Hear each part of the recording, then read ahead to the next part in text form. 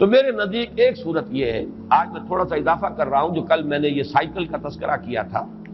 تو ہمارے اس دنیا میں ایک سائیکل اور بھی چلتا ہے۔ جن حضرات کو جغرافیہ جو پڑھا ہوگا کہیں 9ویں 10ویں میں، وہ کچھ یاد ہو تو وہ ذرا ذہن میں تازہ کریں۔ ہماری زمین جھکی ہوئی ہے 66 درجے کے زاویے پر، جس کا نتیجہ یہ نکلتا ہے کہ جب یہ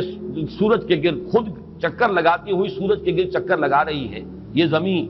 یہ فضا کی رقاصہ کے مانند ہے، یہ زمین، یہ فضا کی رقاصہ آدم نو کے انتظار میں ہے۔ احمد ندیم قاسمی نے کبھی کوئی غزل کہی تھی، شعر بڑا پیارا ہے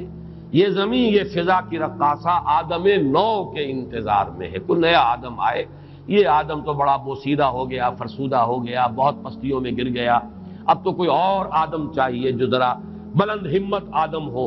ایک ایسا انسان آئے دنیا میں جس کے اندر عزیمت ہو، پختگی ہو۔ خیر وہ ایک شعر کے حوالے سے عرض کر رہا ہوں۔ تو سورج جو ہے وہ کبھی آپ کو معلوم ہے کہ وہ جاتا ہے خط سرطان تک، پھر وہ نیچے اترتا ہے، پھر خط استوا کو کراس کرتے ہوئے پھر جاتا ہے خط جدی تک، پھر وہ ابھرنا شروع کرتا ہے، پھر وہ ایکویٹر کو، خط استوا کو کراس کرتا ہے۔ ایک سال میں ایک سائیکل پورا ہوتا ہے، گویا کہ ایک مرتبہ وہ شمال میں جاتا ہے خط استوا سے اور خط سرطان تک پہنچ گیا، پھر اس کی وہ جنوب کی طرف ڈائریکشن شروع ہوتی ہے، اور پھر وہ ایکویٹر کو کراس کرتا ہوا وہ خط جدی تک پہنچ جاتا ہے، پھر وہاں سے کھڑا ہوتا ہے، پھر وہ اوپر جاتا ہے۔ تو یہ سائیکلز جو ہیں، جو میں نے کہا انسان کے اپنے اندر بھی اس کی باطنی کیفیات، اس کی نفسیات میں بھی یہ سائیکلز آتے ہیں۔ البتہ ڈگریز کا فرق ہے، جو کم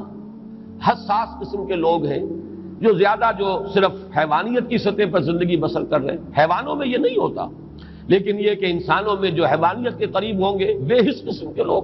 ان میں یہ جو اپ اینڈ ڈاؤن ہے یہ بہت کم ہوگا، نہ ہونے کے برابر۔ جو زیادہ حساس ہے ان میں اس کا ایمپلیٹیوڈ جو ہے بڑھ جائے گا، اونچائی بھی اور نیچائی بھی،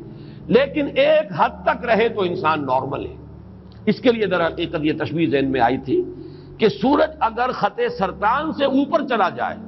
اور اگر وہاں سے بھی ورٹیکل جو شعاعیں ہیں وہ پڑنے لگے قطب شمالی کی طرف، تو سمجھ لیجئے کہ دنیا ختم ہو جائے گی۔ اتنا برف پگھلے گا کہ پورا گلوب جو ہے فلڈ ہو جائے گا، پانی سے فلڈڈ ہوگا پورا۔ اسی طریقے سے اگر نیچے اتر جائے خط جدی سے ہو تو وہی تباہی پھر آ جائے گی، اس لیے کہ وہ جو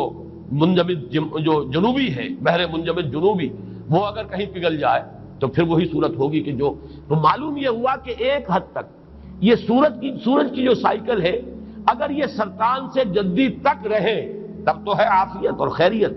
زمین پر جو یہ حیات دنیاوی ہے، حیات زمینی، اس کا سلسلہ قائم رہ سکتا ہے۔ یہ کہیں بڑھ جائے تو پھر ختم ہو جائے گا سارا۔ یہی معاملہ ہے کہ یہ اپ اینڈ ڈاؤن موومنٹ جو ہے انسان کی باطنی کیفیات کی، ایک حد تک رہے تو یہ انسان نارمل ہے،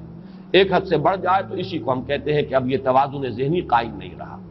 اسی کو جیسا میں نے کل عرض کیا تھا مینیک اور ڈپریسو سائیکوسس کہا جاتا ہے۔ کبھی ایکسائٹیشن ہے، پھر اس میں ایک طرح سے فوکس ہو جاتا ہے کسی بات کا، آدمی کو دھن سوار ہو جاتی ہے، بس اسی میں وہ لگ جاتا ہے، اور پوری قوتیں، حرکت، محنت، بھاگ دوڑ، معلوم ہوتا ہے جیسے کہ اس کے جسم میں کبھی کوئی عارضہ تھا ہی نہیں۔ جب ڈپریشن میں آتا ہے تو معلوم ہوتا ہے جان ہی نہیں ہے،